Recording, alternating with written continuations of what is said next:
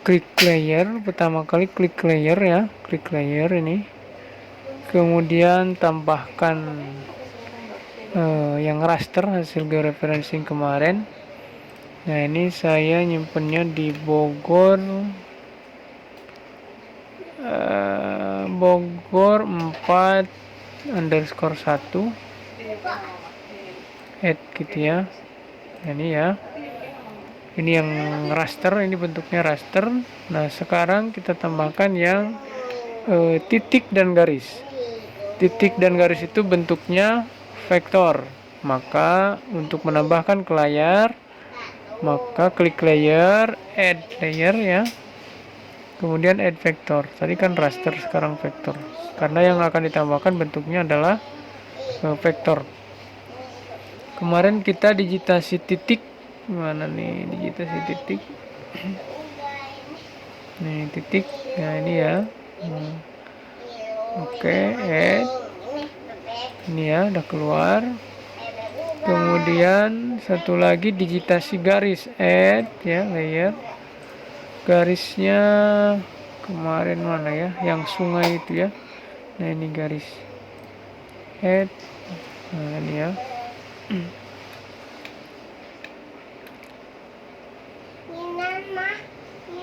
Nah ini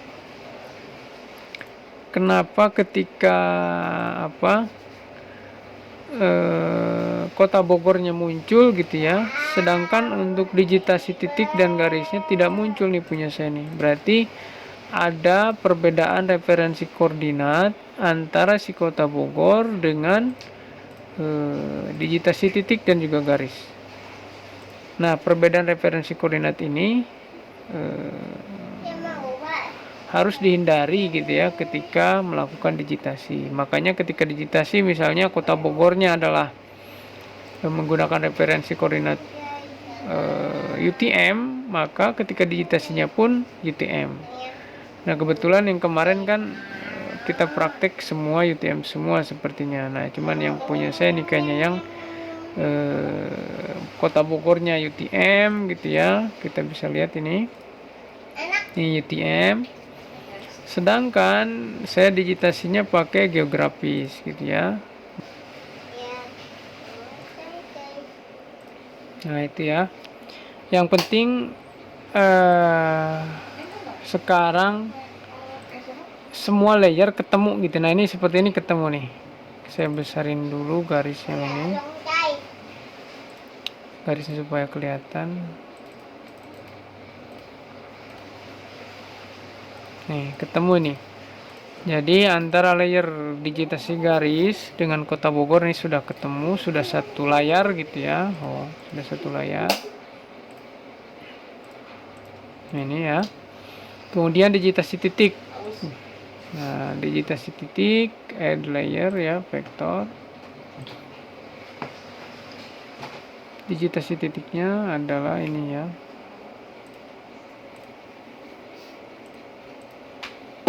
Nah ini digitasi titik juga sudah ketemu dia. Nah, kan sudah ketemu satu layer semua. Sekali lagi jika ini tidak ketemu satu layer, maka kita harus diseragamkan dulu. Seragamkan titik koordinat referensi koordinatnya, yaitu diklik. Nah, cara menyeragamkan referensi koordinat adalah klik kanan ya, properties, source, kan ada simbologi ini ada source ya. Nah ini pilih WJS 84, apply ya. Oke, itu ya. Jadi ketemu semua. Nah, ini cara memanggil atau menampilkan file-file yang sudah kita buat sebelumnya. Nah, berikutnya kita menghitung panjang garis yang kita buat ini. Kemarin kita sudah mencontohkan secara cepat gitu ya menghitung panjang garis. Cara menghitung panjang garis ini adalah klik kanan ya, kemudian open attribute table. Nah ini klik ini pensil atau toggle editing ya. Ini saya udah kebanyakan, mungkin dihapus saja apa ini ya. Hapus cell ini caranya klik yang merah ini ya, delete field nih, ini field namanya. Satu kolom ini kan ini baris kolom gitu. Satu kolom ini disebut field ya. Nah, untuk menghapus fill ini yaitu klik pensil ya atau toggle editing, kemudian klik delete fill yang merah ini. Nah, ini delete fill. Kalau yang kuning kan new fill, ini delete fill. Delete fill, klik ya. Nah, ini tinggal pilih saja. Misalnya yang mana ini yang mau di delete. Misalnya yang panjang 2 itu ya, misalnya ya. Panjang 2 mau di delete, oke gitu ya. Kemudian yang G mau di delete juga. Oke, delete ya, oke. Nah, sekarang mau menambahkan panjang, misal bagi yang belum ada ya. Nambahkan field atau nambahkan kolom ya. Caranya aktifkan ini ya, toggle editing, kemudian new field. Ini ketik di sini panjang misalnya. Karena saya sudah ada panjang di field yang pertama, maka panjang yang kedua harus beda namanya. Misalnya panjang 1 ya. Kemudian karena ini mengukur panjang, maka yang muncul nanti isinya di sel itu adalah huruf-huruf. Karena yang munculnya adalah huruf, maka di sini adalah number ya, atau decimal number. Nah, decimal number panjangnya 10 angka gitu ya.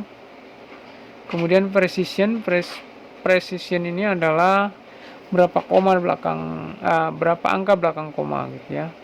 Kita kasih 4 saja biar tidak tertukar dengan ribuan gitu ya. Ini 4, ini 10. Oke ya. Ini masih kosong nih untuk hitung panjang. Ini yang kemarin biarin saja.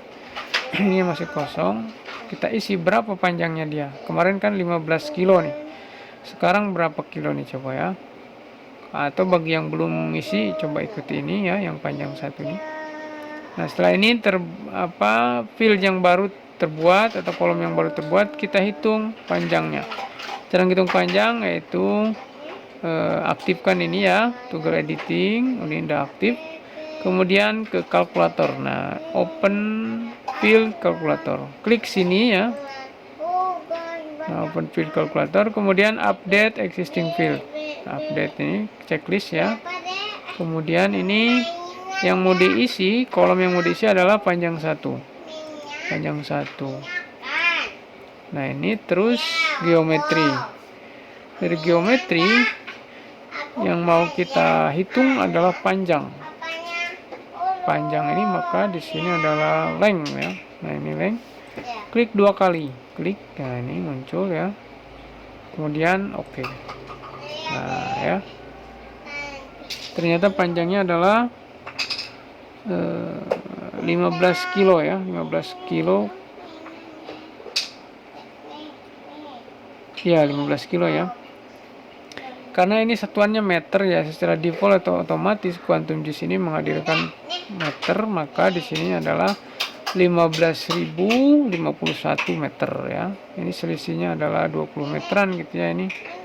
Nah, ini adalah selisih terjadi gara-gara tadi referensi koordinat yang diubah-ubah gitu ya.